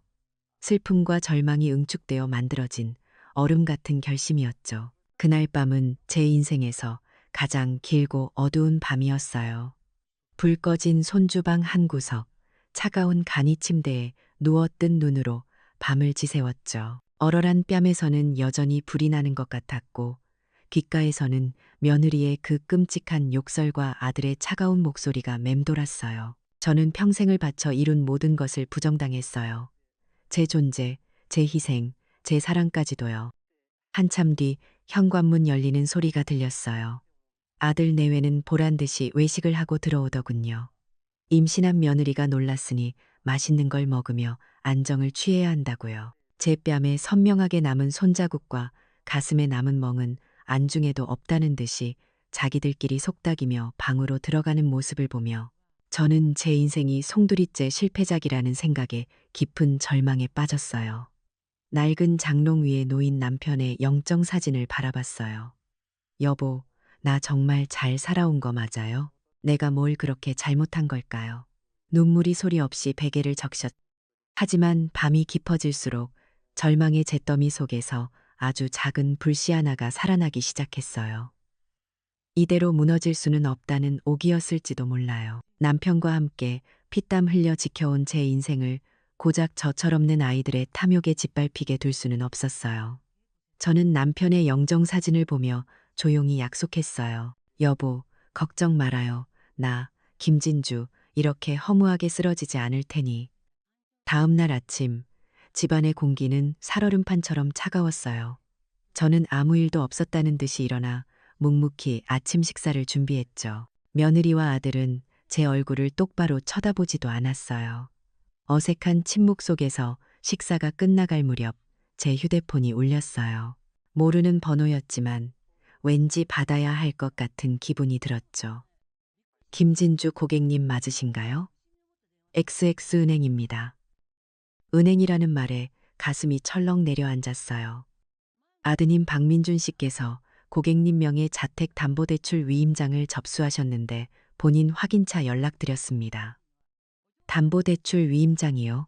순간 머릿속이 하얘졌어요. 무슨 소리인지 되묻는 제 목소리가 심하게 떨렸죠. 제가 그런 걸 해준 적이 없다고 말하자 은행 직원은 당황하며 다시 확인해보고 연락 주겠다고 하고는 전화를 끊었어요. 전화를 끊고 나서도 한참을 멍하니 서 있었어요. 심장이 미친 듯이 뛰기 시작했죠. 저는 곧장 안방으로 달려가 서랍장 깊숙한 곳에 넣어둔 제 인감도장을 꺼내들었어요. 제 손만큼이나 달아빠진 낡은 도장이었죠. 그런데 자세히 보니 도장 옆면에 희미하게 붉은 인주 자국이 묻어 있었어요. 제가 마지막으로 사용한 게 언젠데 등줄기를 따라 식은땀이 흘렀어요. 그날 오후 아들 내외가 모두 집을 비운 틈을 타 저는 그들의 방으로 들어갔어요. 태어나서 처음으로 자식의 공간을 몰래 뒤지는 제 자신이 한심했지만 지금은 그런 걸 따질 때가 아니었죠. 심장이 터질 것 같았지만 손을 멈출 수는 없었어요. 그리고 마침내 아들의 책상 서랍 가장 아래쪽에서 종이 뭉치 하나를 발견했어요. 그건 이면지 뭉치였어요. 하지만 종이를 넘기는 순간 저는 숨을 멈춰야 했죠. 거기에는 제 이름 석자, 김진주가 수백 번은 좋게 쓰여 있었어요. 어떤 건 제 필체와 비슷했고 어떤 건 어설펐죠. 제 아들 민준이가 제 서명을 연습한 흔적이었어요. 그리고 그 옆에는 제 인감도장이 흐릿하게 또렷하게 수없이 찍혀 있었죠. 모든 조각이 맞춰졌어요. 요양원 이야기, 제삿날의 폭행, 그리고 이 담보대출 서류까지 그저 저를 귀찮아하는 수준이 아니었어요. 이건 명백한 계획이었죠. 저를 정신적으로, 육체적으로 몰아붙여 판단력을 흐리게 한 뒤 집을 담보로 3억이라는 거금을 대출받아 자기들 부동산 투자금으로 쓰려던 속셈이었던 거예요. 그리고 돈을 손에 쥐고 나면 저는 쓸모없어진 짐짝처럼 요양원에 치워질 운명이었던 거죠. 저는 그 이면지를 손에 쥔 채 한참을 바닥에 주저앉아 있었어요. 슬픔은 이미 지나갔어요. 그 자리를 채운 것은 차갑고 날카로운 분노였죠. 내 아들이, 내 배 아파 낳은 자식이 고작 돈 때문에 어미의 인생을 통째로 집어삼키려 했다는 사실이 믿기지 않았어요. 하지만 그 순간 제 머리는 놀라울 정도로 맑아졌어요. 30년간 가계부를 쓰며 한 푼도 허투루 쓰지 않았던 꼼꼼함, 시장에서 장사를 하며 사람들의 속내를 꿰뚫어 보던 눈치가 되살아나는 기분이었죠. 슬픔에 잠겨있던 제 아내 김진주가, 남편과 함께 가정을 일궜던 억척스럽던 김진주가 다시 깨어나는 순간이었어요. 저는 이면지를 조심스럽게 접어 주머니 깊숙이 넣었어요. 제가 방을 뒤진 흔적을 깨끗이 지웠죠. 더 이상 우는 소리를 하며 매달리는 약한 늙은 어미는 없었어요. 그날 저녁, 저는 평소와 똑같이 저녁상을 차렸어요. 아들 내외는 아무것도 눈치채지 못했죠. 하지만 식탁에 마주 앉은 저는 이전의 제가 아니었어요. 저는 더 이상 그들의 엄마가 아니었어요. 저는 제 인생과 존엄을 되찾기 위한 전쟁을 준비하는 조용한 전사였죠. 제 눈빛이 어떻게 변했는지, 웃음기 하나 없이 자신들을 바라보는 제 얼굴이 얼마나 차가웠는지 그 어리석은 아이들은 전혀 알지 못했어요. 폭풍은 이미 시작되고 있었으니까요. 다음 날 아침 저는 그 어느 때보다 일찍 잠에서 깼어요. 밤새 단 한숨도 자지 못했지만 정신은 오히려 쇠처럼 차갑고 맑았죠. 저는 평소와 똑같이 부엌으로 가 아침 식사를 준비했어요. 밥을 안 치고 국을 끓이고 어젯밤에 미리 만들어둔 밑반찬을 꺼냈어요. 마치 아무 일도 없었다는 듯이. 하지만 제 안에서는 이미 전쟁이 시작되고 있었어요. 아들 내외가 출근하고 집이 텅 비자 저는 낡은 외출복 중에서 가장 단정하고 깔끔한 옷으로 갈아입었어요. 부유해 보일 필요는 없지만 초라하거나 흐트러져 보여서도 안 됐죠. 제정신이 온전하고 판단력이 분명한 사람으로 보여야 했으니까요. 그리고 저는 집을 나섰어요. 제 평생 처음 와보는 강남의 높은 빌딩들 사이를 저는 한치의 망설임도 없이 걸었죠. 목적지는 단 하나, 아들이 제 위임장을 위조해 제출했던 바로 그 은행이었어요. 은행 안의 시원한 공기와 조용한 분위기가 제 타는 속을 조금은 진정시켜주는 것 같았어요. 번호표를 뽑아 잠시 기다린 뒤 저는 가장 나이가 많아 보이는 지점장급 직원 앞으로 가서 앉았어요. 제 손은 무릎 아래서 사시나무처럼 떨리고 있었지만 목소리만큼은 흔들리지 않으려 무던히 애를 썼죠. 저는 어제 받았던 전화 내용을 차분히 설명했어요. 아들 박민준이 제 명의로 주택담보대출을 신청했으며 그 위임장은 제가 동의한 적 없는 위조된 서류라고요. 지금 당장 모든 절차를 중지시켜 달라고요. 은행 직원의 눈에 스쳐가는 의심과 동정을 저는 똑똑히 보았어요. 그저 흔한 집안 싸움 정도로 여기는 눈치였죠. 저는 말을 이었어요. 아들이 사용한 인감도장과 서류를 다시 한번 확인해 달라고.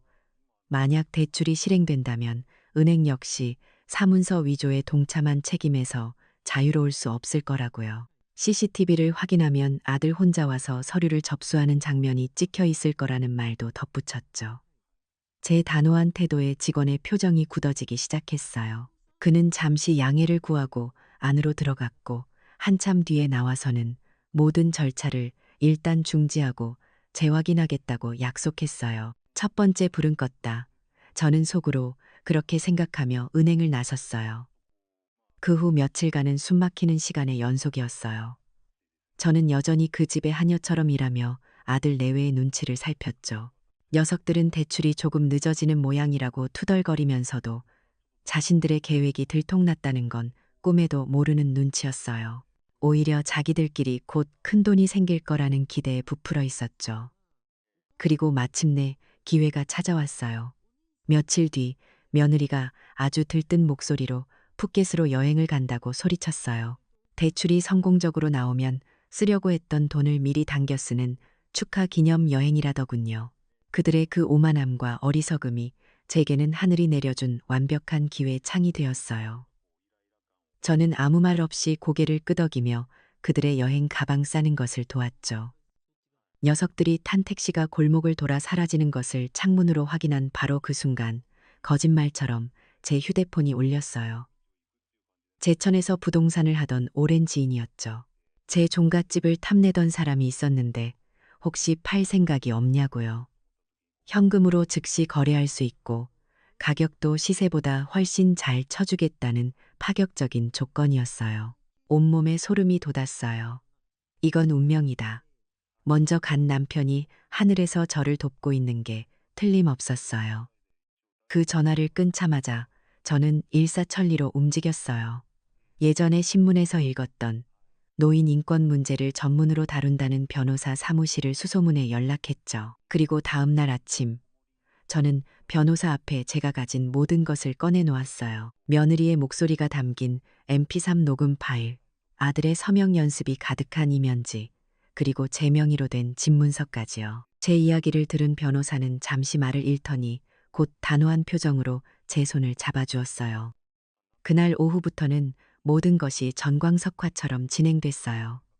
변호사는 제천의 부동산 지인과 연락해 매매 계약을 서둘렀고 동시에 제 전 재산을 아들 내외가 절대 손댈 수 없도록 법적으로 보호해줄 재산 신탁 계약을 준비했죠.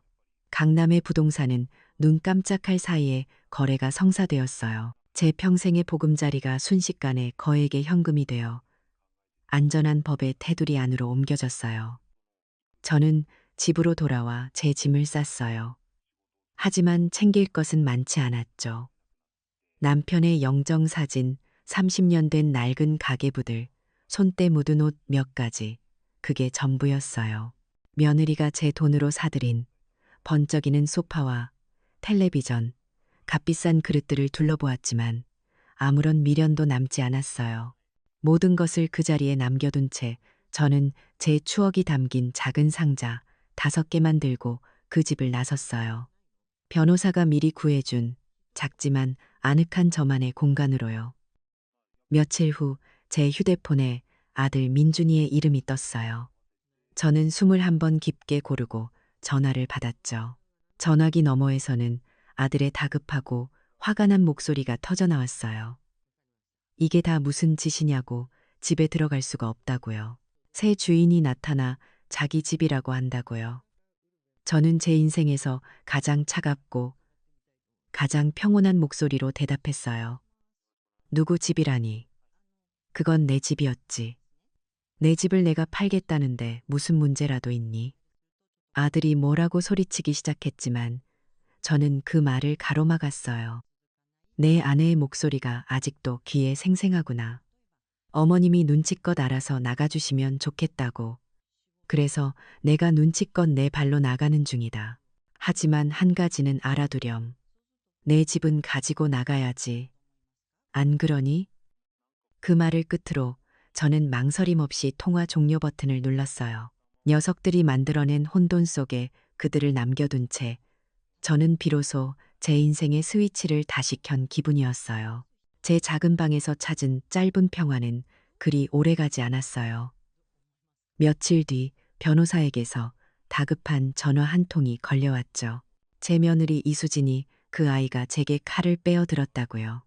이번에는 법의 칼이 아니라 여론이라는 더 무섭고 잔인한 칼을 말이에요. 수진이는 강남맘 카페라는 곳에 글을 올렸다고 했어요. 수십만 명의 엄마들이 모여 정보를 나누는 그들만의 왕국 같은 곳이라고요. 그곳에 제 실명을 거론하며 눈물 없이는 읽을 수 없는 소설을 한 편 써내려갔다는 거예요. 임신한 며느리를 학대하고 일부러 뜨거운 국을 엎어 뱃속의 아이까지 해치려 한 악마 시어머니. 그게 바로 저, 김진주라는 거였죠.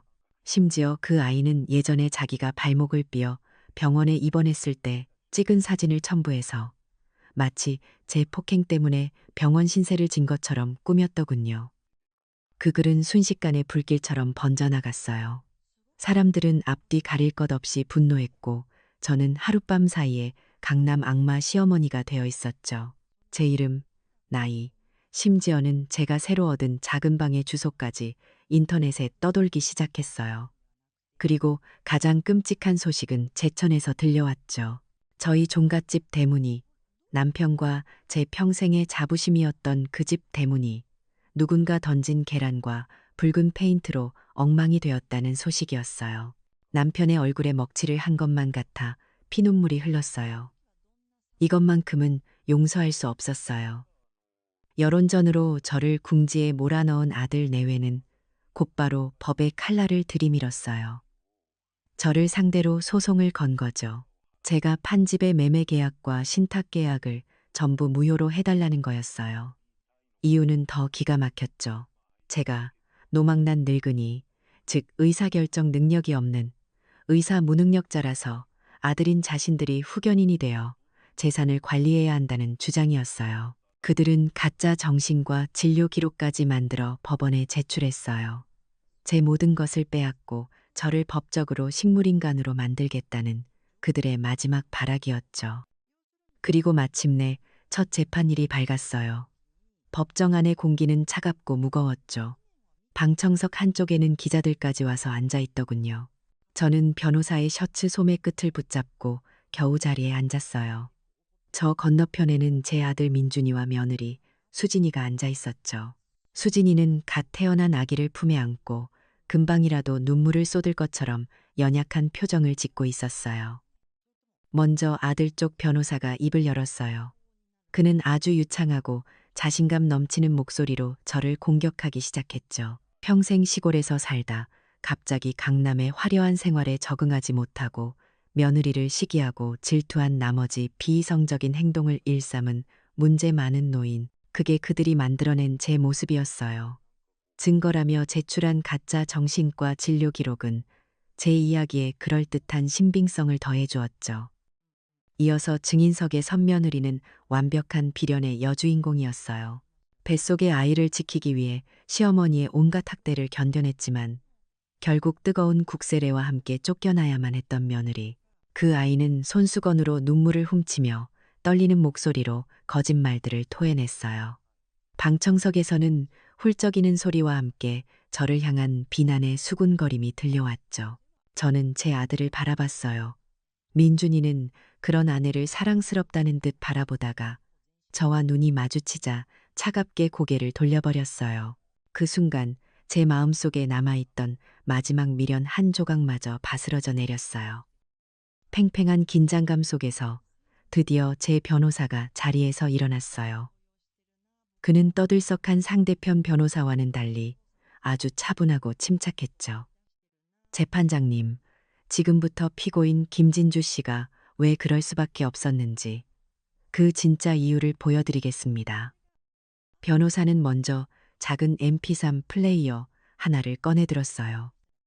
이것은 피고인이 항상 몸에 지니고 다니던 낡은 녹음기입니다.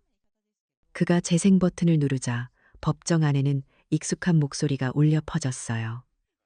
바로 제 며느리 이수진의 명랑하고 쾌활한 목소리였죠. 어머님은 내가 완전히 길들였지. 조금만 더 구슬려서 요양원에 보내드리고 이 집은 온전히 우리 차지가 되는 거지. 법정은 순간 찬물을 끼얹은 듯 조용해졌어요. 수진이의 얼굴은 새하얗게 질려갔고 방청석의 수군거림은 충격의 침묵으로 바뀌었죠. 하지만 이건 시작에 불과했어요. 변호사는 이어서 커다란 스크린에 낡은 책들을 비췄어요. 제가 30년간 써온 가계부들이었죠. 민준이의 대학 등록금, 결혼 자금, 손주 서준이의 기저귀값까지 제 평생의 희생이 담긴 페이지들이 한 장 한 장 넘어갈 때마다 법정 안에서는 나지막한 탄식이 터져 나왔어요. 세 번째 증거는 은행 CCTV 영상이었어요. 화면 속에는 제 아들 민준이가 초조한 얼굴로 위조된 서류를 들고 은행 창구 앞에서 서성이는 모습이 고스란히 담겨 있었죠. 자신의 필체로 제 서명을 위조하고 제 인감을 훔쳐 사용하려 했던 범죄의 현장이었어요. 민준이는 스크린을 쳐다보지도 못한 채 고개를 푹 숙여버렸어요. 그리고 마지막 결정타가 남아 있었죠. 증인석에는 국내 최고의 정신과 권위자가 섰어요. 그는 자신이 직접 저를 면담하고 검사한 결과를 바탕으로 제가 정신적으로 아무런 문제가 없을 뿐만 아니라 오히려 제 나이대에 비해 월등히 뛰어난 인지 능력과 판단력을 가지고 있다고 증언했어요. 아들 내외가 제출한 진료 기록은 누가 봐도 허술하기 짝이 없는 위조 서류라고 못 박았죠. 그 모든 광경을 방청석에 앉아있던 한 젊은 청년이 자신의 스마트폰으로 라이브 스트리밍하고 있었어요. 제 변호사가 미리 손을 써둔 거였죠. 재판이 진행되는 동안 인터넷 세상은 이미 뒤집어지고 있었어요. 며느리의 목소리가 담긴 녹음 파일 영상은 순식간에 수십만 뷰를 넘어섰고 가짜 강남맘이라는 해시태그가 실시간 트렌드 1위에 올랐어요. 저를 악마 시어머니라며 비난하던 여론은 순식간에 분노한 불길이 되어 며느리에게 향했죠. 모든 증거를 확인한 판사는 차갑고 단호한 목소리로 판결을 내렸어요. 원고들의 소송을 모두 기각한다. 탕하고 판사봉 소리가 울려 퍼졌어요. 또한 원고 박민준, 이수진의 위증, 사문서 위조, 명예훼손 혐의에 대해 검찰에 정식으로 수사를 의뢰한다. 저는 조용히 눈을 감았어요. 승리의 기쁨보다는 길고 길었던 싸움이 끝났다는 안도감이 먼저 밀려왔죠. 눈을 떴을 때 저 건너편에는 모든 것을 잃고 망연자실한 표정으로 주저앉아 있는 제 자식들의 모습이 보였어요. 그 순간 저는 그들을 향한 미움도 연민도 아닌 그저 서늘한 정의의 무게를 느낄 뿐이었어요. 재판이 끝나고 6달이라는 시간이 흘렀어요. 모든 것이 폭풍처럼 지나간 뒤 제 삶에는 비로소 고요한 평화가 찾아왔죠. 저는 더 이상 아들 내외의 소식을 일부러 찾아보지 않았어요. 궁금하지도 않았거든요. 하지만 세상이 좁은지 혹은 뿌린 대로 거둔다는 옛말이 틀리지 않는지 그들의 소식은 이따금 제 귀에까지 들려오더군요. 제 변호사 말로는 며느리 이수진과 아들 박민주는 모든 것을 잃었다고 해요. 재판이 끝나자마자 둘 다 직장에서 해고당했고 위증과 사문서 위조 혐의로 기소되어 벌금형까지 선고받았대요. 결국 그들은 빚과 벌금을 감당하지 못하고 마지막 남은 작은 아파트마저 처분한 뒤 서울 변두리의 허름한 월세방으로 쫓겨났다고요. 그리고 며느리 수진이는 그토록 교양 있는 교사 행세를 하던 그 아이는 이제 생계를 위해 다른 집에 가사도우미 일을 하고 있다고 했어요. 자기가 저를 부리던 바로 그 일을 이제는 자신이 하게 된 거죠. 그 소식을 들었을 때 제 마음속에 통쾌함이 차올랐을까요? 아니요. 이상하게도 마음이 그저 덤덤했어요. 그건 복수가 아니었어요. 그저 세상의 이치, 인과응보일 뿐이었죠. 다만 손주 서준이의 소식은 가슴이 아팠어요. 가짜 강남맘 아들이라는 꼬리표가 붙어 학교에서 친구들에게 따돌림을 당하고 있다는 이야기였어요. 어미의 탐욕이 M1 아이에게까지 상처를 남긴 거죠. 그건 제가 바란 결과가 아니었기에 마음 한구석이 몹시도 쓰라렸어요. 그들의 몰락을 지켜보면서 저는 깨달았어요. 복수는 그저 과정일 뿐 제 삶의 목표가 될 수는 없다는 것을요. 텅 빈 승리감 속에서 허무해지는 대신 저는 제게 남은 시간과 재산을 더 의미 있는 곳에 쓰기로 결심했어요. 저처럼 힘없는 노인들이 자식이라는 이름의 가장 잔인한 폭력 앞에서 홀로 무너지지 않도록 제가 그들의 작은 방패가 되어주기로요. 그래서 저는 김진주 재단을 만들었어요. 제가 판 집값과 명예훼손 배상금으로 받은 돈 전부를 재단 설립에 쏟아부었죠. 그리고 재단의 보금자리로 제천의 낡은 종갓집을 선택했어요. 제 슬픔과 상처가 시작된 그곳을 이제는 새로운 희망과 치유의 공간으로 만들고 싶었거든요. 집은 대대적인 수리를 거쳤어요. 낡고 삭막했던 공간은 햇살이 가득 들어오는 밝고 따뜻한 상담실과 쉼터로 다시 태어났죠. 대문 앞에는 김진주 재단이라는 작은 현판이 걸렸고요. 이곳은 자식에게 학대받고 모든 것을 빼앗긴 늙은 어머니들이 무료로 법률 상담을 받고 잠시나마 편히 쉬어갈 수 있는 작은 성이 되었어요. 재판이 끝나고 꼭 1년이 되던 어느 가을날이었어요. 재단은 그 사이 꽤 많은 사람들에게 알려져 저를 찾아오는 발길이 끊이지 않았죠. 그날은 한 젊은 기자가 저를 인터뷰하겠다며 제천까지 찾아왔어요. 우리는 햇살이 따사로운 대청마루에 마주 앉았. 1년 전 제가 낡은 가계부를 넘겨보던 바로 그 자리예요. 기자는 제게 조심스럽게 물었어요. 아들과 며느리를 용서했냐고요. 저는 잠시 마당의 감나무를 바라보다가 조용히 입을 열었어요. 용서라. 글쎄요. 저는 그렇게 생각해요. 가족은 혈연으로만 이어지는 게 아니에요. 서로에 대한 존중으로 이어지는 거죠. 존중이 사라지면 그건 더 이상 가족이 아니에요. 저는 증오 속에서 살지 않아요. 하지만 한번 깨져버린 신뢰와 존중은 다시 붙일 수 없다는 걸 알아요. 그 아이들과 저의 관계는 이미 그들이 제 뺨을 때리고 제 재산을 탐냈을 때 끝나버린 거예요. 용서는 관계가 남아있을 때나 의미가 있는 거니까요. 저는 이제 그들을 미워하는 대신 제 삶에서 그들을 완전히 지원했어요. 그리고 이곳 제천에서 저와 비슷한 아픔을 가진 다른 어머니들과 새로운 가족을 만들어가고 있죠. 인터뷰가 끝나고 기자가 돌아간 뒤였어요. 저는 다시 혼자 대청마루에 앉아 깊어가는 가을 햇살을 느끼고 있었죠. 그때 제 휴대폰이 조용히 울렸어요. 액정에 뜬 이름은 아들 박민준이었어요. 1년 만에 처음으로 걸려온 전화였죠. 저는 그 이름을 물끄러미 바라봤어요. 심장은 놀랍도록 평온했어요. 더 이상 분노도 슬픔도 미련도 솟아나지 않았죠.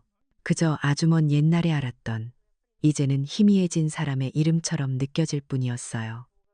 제 입가에 아주 옅고 평화로운 미소가 떠올랐어요. 그리고 저는 조용히 통화 거절 버튼을 눌렀어요. 어떤 용서는 베풀 필요가 없는 법이니까요. 저는 제 삶을, 제 평화를 온전히 되찾았어요. 그걸로 충분했어요. 가족이라는 이름이 모든 걸 해결해 주진 않아요. 어쩌면 혈연보다 더 중요한 건 서로를 향한 존중의 마음일지도 몰라요. 그 존중이 사라진 관계는 더 이상 가족이 아니니까요. 진정한 독립과 평화는 바로 그 사실을 인정하고 내 삶의 주인이 되었을 때 비로소 찾아오는 것이죠.